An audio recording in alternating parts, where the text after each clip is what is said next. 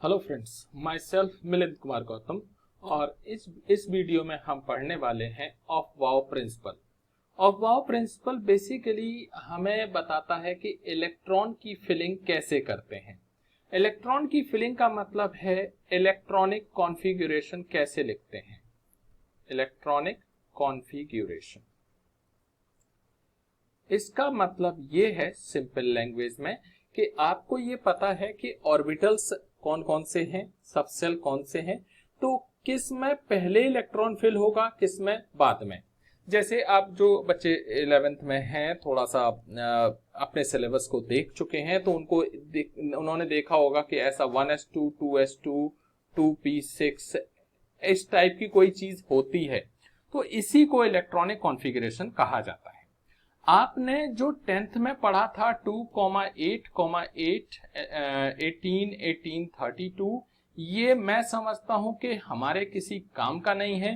Means 11th and onward school के students का किसी के काम का नहीं है, इसको आप भूल जाएं तो बेहतर रहेगा।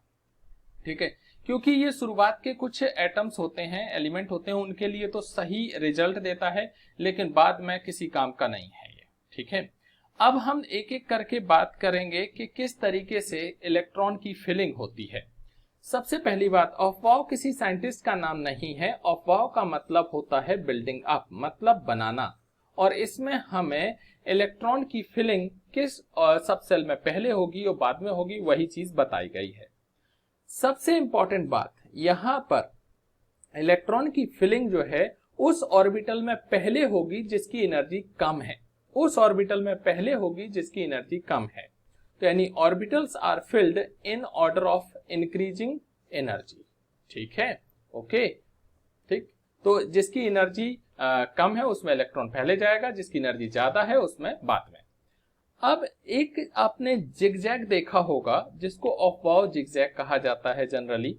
वो जिगजैग हम बनाएंगे, फिर उससे हम पता करेंगे कि एनर्जी किस तरीके से इंक्रीज हो रही है, और फाइनली हम इलेक्ट्रॉनिक कॉन्फ़िगरेशन लिखेंगे। तो इसको मैं ऊपर कर देता हूं।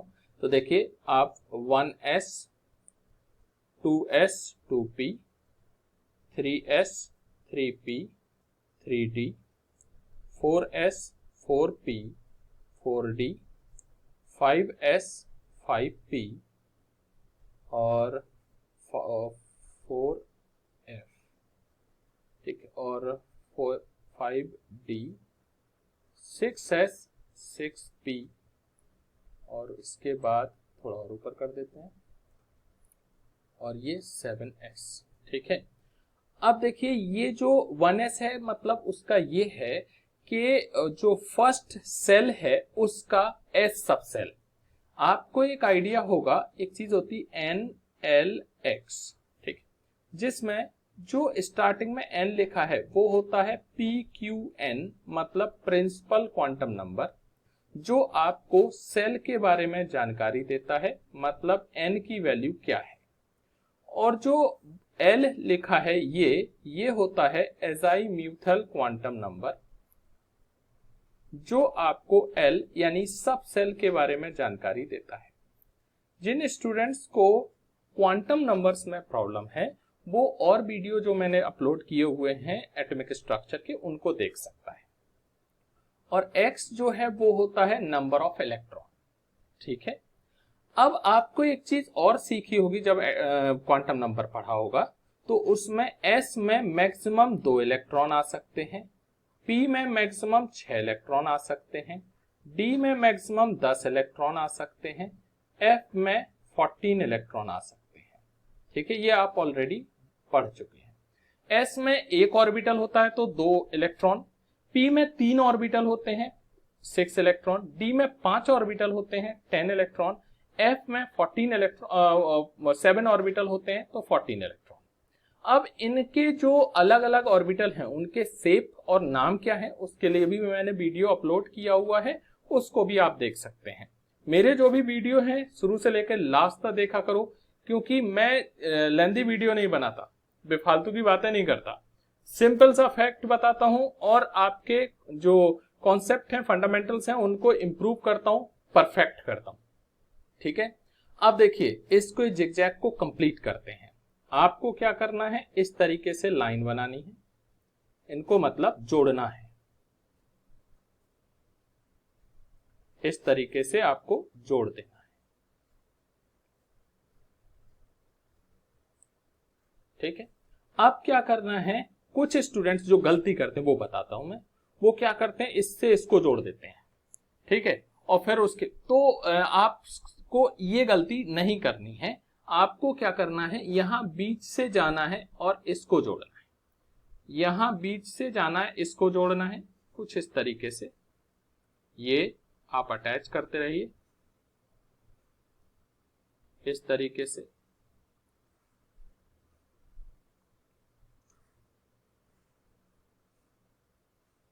इस तरीके से अब देखिए आपने क्या किया, 1s से चलना शुरू किया, फिर आप किस पर जा रहे हैं, 2s पर जा रहे हैं, फिर उसके बाद 2s से निकले, फिर इस तरीके से 2p पर पहुंचे, फिर 3s, फिर उसके बाद 3p, फिर उसके बाद 4s, फिर उसके बाद 3d, फिर 4p, फिर 5s, इस तरीके से लास्ट में 7s तक।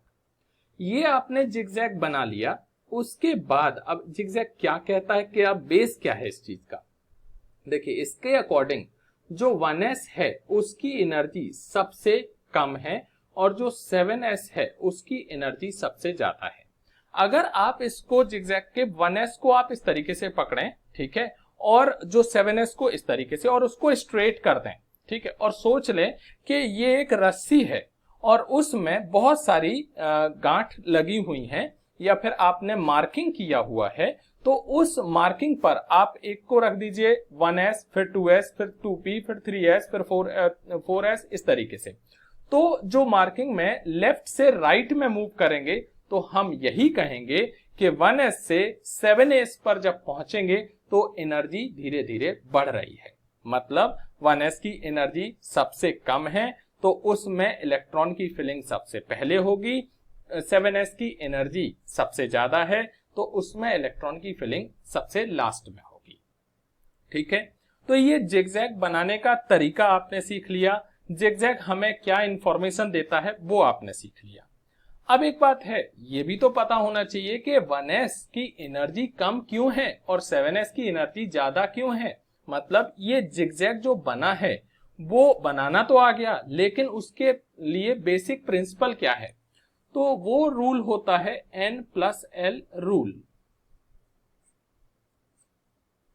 ठीक है, n का मतलब है प्रिंसिपल क्वांटम नंबर, l का मतलब है एजाइम्यूथल क्वांटम नंबर।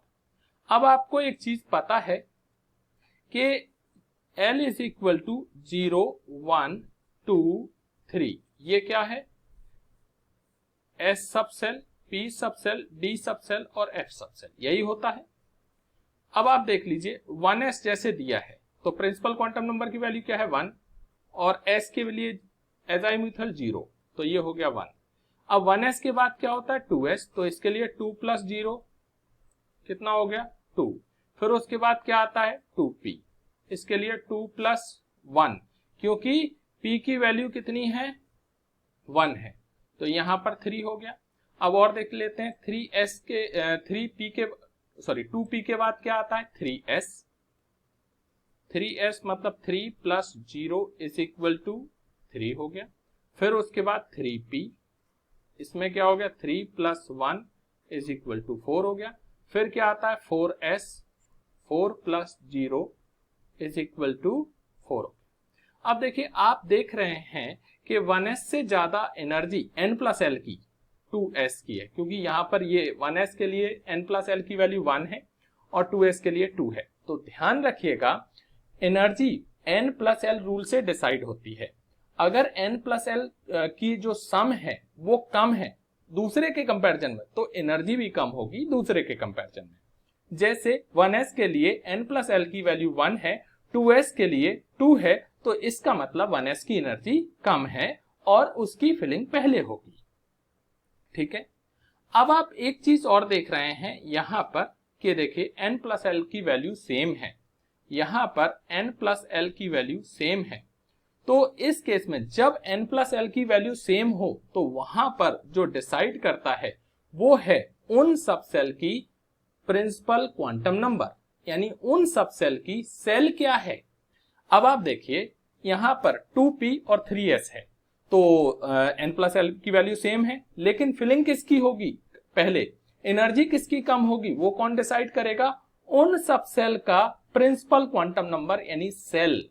तो यहां पर 2p में सेल क्या है, 2 है, और 3s में सेल क्या है, 3 है। तो जिसमें सेल कम होता है उसकी n प्लस एल की वैल्यू सेम होने पर भी एनर्जी कम होती है दूसरे के कंपैरिजन में। ध्यान रखिएगा, जिसमें सेल कम होता है उसमें n प्लस एल की वैल्यू सेम होने पर भी एनर्जी कम होगी और उसकी फिलिंग पहले होगी। क्लियर हो गई ये चीज। अब हम करते हैं इलेक्ट्रॉनिक कॉन्फ़िगरेशन, कुछ एग्जांपल ले लेते हैं। देखिए सबसे पहले हमने ले लिया ऐसे ही एक बेरिलियम 4 होता है, तो क्या होगा 1s2 2s2, ठीक है, ओके। अब ध्यान रखिएगा इसमें एक सेल के बाद जब दूसरी सेल आएगी तो हम बीच में कॉमा लगाते हैं, ठीक है, मतलब हम कॉमा से सेपरेट करते हैं। अब उसके बाद है हमने लिया यहां पर कार्बन, ये 6 1s2 2s2 2p2, ठीक है। अब आपको पता चल गया है कि पहले 1s की फिलिंग होगी, फिर 2s की होगी, 2s के बाद किसकी होगी, 2p की, और इलेक्ट्रॉन कितने, 2 2 4 और 2 6, ठीक है। अब देखिए इसमें आप समझ रहे हैं कि ये है पहली सेल और ये है दूसरी सेल। ध्यान रखिएगा एक सेल में जो अलग अलग सब सेल होती हैं उसमें हम कॉमा नहीं लगाते, ठीक है, तभी आप देख रहे हैं मैंने यहां बीच में कॉमा नहीं लगाया। हर एक सेल को सेपरेट करना है, सब सेल को एक साथ लिखना है, ठीक है। अब उसके बाद क्या लिख दीजिए, sulphur 16 1s2 2s2 2p6 3s2 3p4, ठीक है। तो यहां पर आप देखिए 2 इलेक्ट्रॉन, ये 8 यानी 10 कितने हो गए, 12, और ये कितने हुए 16 इलेक्ट्रॉन। तो इस तरीके से हम इलेक्ट्रॉन की फिलिंग कर सकते हैं, ठीक है, ओके।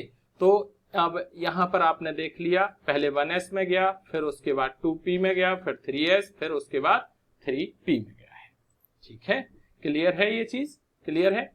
अब इसमें एक स्कैंडियम का एग्जाम्पल ले लेता हूं, ये होता है 21 1s2 2s2 2p6 3s2 3p6 3d1 4s2।